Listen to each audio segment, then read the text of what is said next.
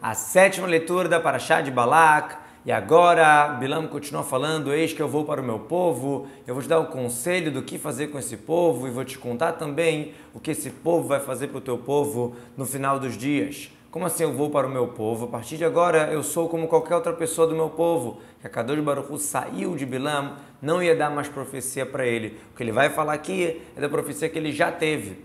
Vou te dar um conselho o que fazer. Qual é o conselho? Bilam falou para Balac o seguinte: o Deus dessas pessoas, o Deus dos judeus, ele odeia a prostituição. Se você fizer eles pecarem, você vai conseguir atingir eles. Gemara conta toda a história, como é que eles faziam.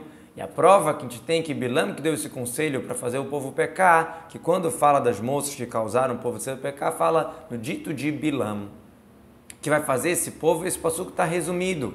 Eu vou te dar o conselho para fazer eles tropeçarem. E também vou falar o que é futuro, eles fazerem mal para Moab, como está escrito, Mahatz Patei Moab, vai atingir, vai bater nos importantes de Moab, etc. Então, se tiver na tradução do Unclus, ele está explicando o que no hebraico está resumido. E ele lançou sua parábola, seu exemplo, e disse: o dito de Bilam, filho de Beor, e o dito do homem com o olho só aberto, etc. O dito daquele que escuta os ditos de Deus e sabe a consciência superior, que ele vê Hashem caído, deitado, com os olhos revelados, ou seja, revelação, porém ele tem que estar deitado. Quer dizer que ele sabe a consciência superior, ele sabe o momento que Hashem se irrita, como a gente já falou. Estou vendo isso, mas não agora. Estou enxergando, mas não está próximo. Vai disparar uma estrela de Yaakov, vai se levantar um bastão de Israel, que ele vai atingir os principais, os importantes de Moab, e vai acabar, vai cavar os descendentes de Shet. Eu estou vendo ao louvor e a grandeza de Yaakov, mas não é agora, só depois de um tempo. Darar Kohav, a palavra darar, como a tradução do Unclus, igual darar castor, que é pisar no arco, de tão pesado usava o pé, ou seja, modo de falar igual a estrela que ela passa, ela dispara como uma flecha. Na linguagem de francês arcaico, distant, ou seja, vai se levantar uma sorte para o povo de Israel. Vai levantar um shevet, um bastão, ou seja, um rei que vai dominar, que vai governar. E ele vai bater os importantes, as partes de Moab. É David, como está escrito, que ele matou lá numa situação 2/3 do pessoal de Moab. Vekarkar, a palavra karkar vem de cavar, escavar, como anikarti e vários outros versículos. Ou seja, tirar o poder, tirar a autonomia dos Bnei Shet. Quem são os Bnei Shet? Todos os povos, porque todos são descendentes de Shet, que é o terceiro filho de Adão Arishon, através de Noah, etc. E será Edom uma herança para o povo de Israel, e Seir, que é também um país que Esav morou lá, vai ser herança para os seus inimigos, que é os judeus. Israel vai fazer poder, vai fazer sucesso. Vai Seir para quem? Vai ser herança para os seus inimigos, que é o povo de Israel. E vai ter mais um governo, um domínio de Yaakov, ele vai acabar com os sobreviventes de Ir, da cidade. Veyed Yaakov vai ter outro governante, ele vai acabar com os sobreviventes da cidade. Qual é a cidade? Cidade importante de Edom, que é Roma. E isso está falando sobre o rei Mashiach, quando está escrito Veyed Miyam Adiam, que ele vai dominar de um mar para o outro mar, e não vai sobrar sobrevivente para Beit Esav. E ele viu Amalek, viu o que ia acontecer de castigo para ele, lançou sua parábola e disse: o primeiro dos povos é Amalek, mas o seu final é ser exterminado para sempre. Ele viu o castigo do Amalek primeiro, ou seja, ele foi o que se atreveu a guerrear acontecê-lo primeiro, assim traduz o Unclus, e no final ele vai ser exterminado para sempre, como está escrito, Timched Zecher Amalek, apague a memória de Amalek. E ele viu o Keini, os descendentes de Yitro, e ele lançou essa parábola e disse: que forte é o teu local, você colocou numa rocha ao teu ninho, como querendo falar, você está muito bem estabelecido. Keini, ele ficava próximo de Amalek, ele morava, como está escrito, disse para Keini, cita lá logo depois do Amalek. E aqui Bilam lembrou da grandeza dos filhos de Yitro, que eram os Kenitas, que está escrito sobre eles, Tiratim, Shimatim, Suhatim.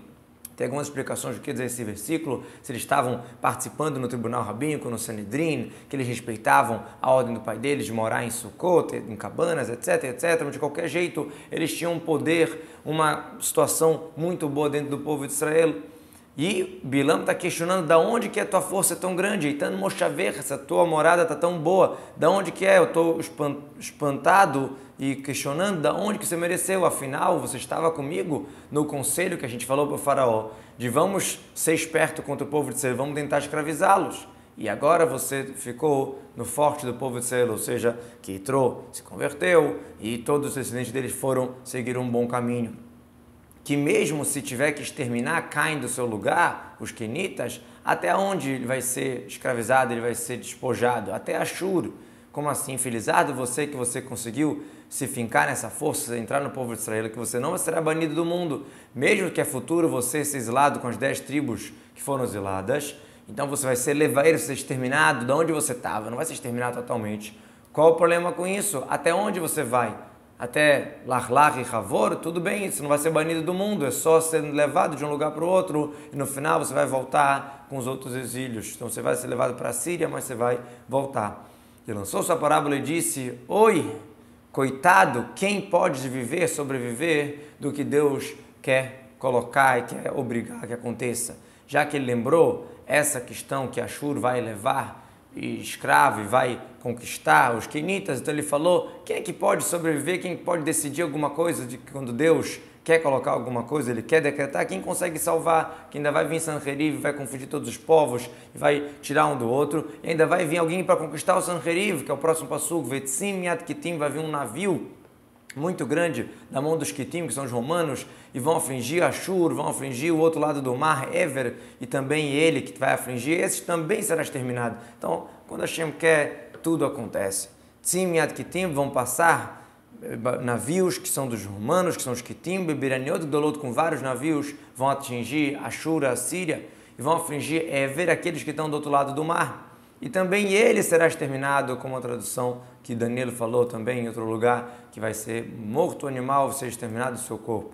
A palavra tzim quer dizer navio muito grande, como a gente encontra, Vetsi, Adir, a tradução do Unclos fala, Burnirapta, um grande navio. Levantou Bilam e voltou para o seu local, e também Balac, obviamente, voltou para o seu caminho. O povo de Seir morou em Shittim, começou o povo a prostituir e seguir as filhas de Moav. Shittim é o nome do local. Como foi que isso aconteceu? Através do conselho de Bilam, como a Guemará conta toda a história. Bilam deu um conselho, sabia que os judeus queriam comprar roupas de linho que estavam na moda, etc. E eles colocaram senhoras vendendo do lado de fora, pelo preço normal, e jovens moças pelo lado de dentro da tenda, vendendo mais barato. E acabou que os judeus ficaram amigos dessas pessoas e acabaram fazendo idolatria, etc. E elas chamaram ao povo para fazer as oferendas dos deuses delas, e o povo comeu e se curvaram para os deuses das midianitas, etc. Como que acontecia isso? Porque faziam idolatria. Quando o Yetzer Hara, o seu instinto, o seu desejo estava muito forte, e ele falava para ela, depois que já tinha bebido vinho, etc., me escute, aceite porque eu estou te pedindo. E ela tirava de dentro dela, da roupa dela, tirava uma imagem de Peor, da idolatria dela, chamada Peor. E falava assim: primeiro te curva para ele e depois eu vou aceitar o que você está pedindo. E o povo de Seir se juntou à idolatria de Baal Peor, e Hashem ficou irritado com o povo de Israel. Qual era essa idolatria? Peor vem da linguagem de revelar, porque a idolatria, a maneira como era feita, se revelava o ânus e se defecava. Esse era o serviço. Então, na verdade, os judeus não queriam fazer Avodah Zará. E aí as mulheres falavam: olha, não estou pedindo nada de você, estou pedindo para você defecar. Na verdade, eles estavam fazendo transgressão dessa maneira, porque essa era a maneira de fazer aquela idolatria. E Hashem se irritou com o povo de Israel e mandou uma epidemia. Então várias pessoas começaram a morrer. Disse Hashem para Moshe: pegue os líderes do povo e você vai pendurar eles, pendurar os pecadores para Hashem próximo ao sol, ou seja, aos olhos de todos, e dessa maneira vai voltar, vai se acalmar a ira de Hashem do povo de Israel. Pegue os líderes para julgar e pendure quem está fazendo idolatria.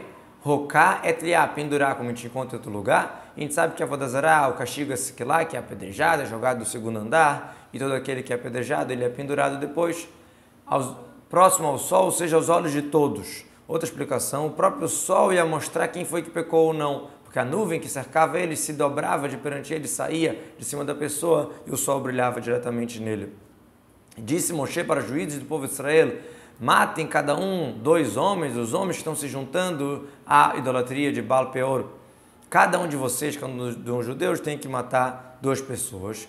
E os juízes do povo de Israel eram 78.600. Aqui no Rashi está escrito 8 miríades e 8 mil, ou seja, 88 mil. Mas se a gente for olhar em algumas versões, na Guemará, etc., eles consertam, em outras versões nesse Rashi falam que era 78.600, como pode ver em Shemot. E eis que um homem do povo de Israel veio e se aproximou para os seus irmãos com a Midianita, aos olhos de Moshe, aos olhos de todo o povo de Israel. E eles estavam chorando na porta do Ohel Moed. O que aconteceu? Na verdade, a tribo de Shimon, que tinha pecado, se juntaram com Zimri, que falaram que era o líder deles, falaram: olha, a gente está sendo julgado para a morte, você vai ficar aí sem fazer nada? O que Zimri fez? Foi lá e se aproximou da Midianita, a Cosbi Batsur, que era a principal princesa, filha do principal rei, e levou até Moshe e falaram para ele: olha, Moshe, essa aqui pode ou não pode casar com ela? Se você falar que não pode, qual é a diferença? A filha de Yitro, que é a Tzipora, a esposa de Moshe, quem te liberou? Que ela também era midianita, a Cosbi era midianita, e a Tzipora era midianita. Obviamente que isso era um argumento estúpido, porque a Moshe casou com a Tzipora antes da entrega da Torá. Antes de existir a ideia toda das leis da Torá, da conversão e tudo isso, que podia simplesmente casar com uma pessoa que era monoteísta. E quando aconteceu isso, eles começaram a chorar, porque a Halachá ficou oculta dos olhos de Moshe, ele esqueceu por um momento e todo mundo começou a chorar, não sabia o que fazer.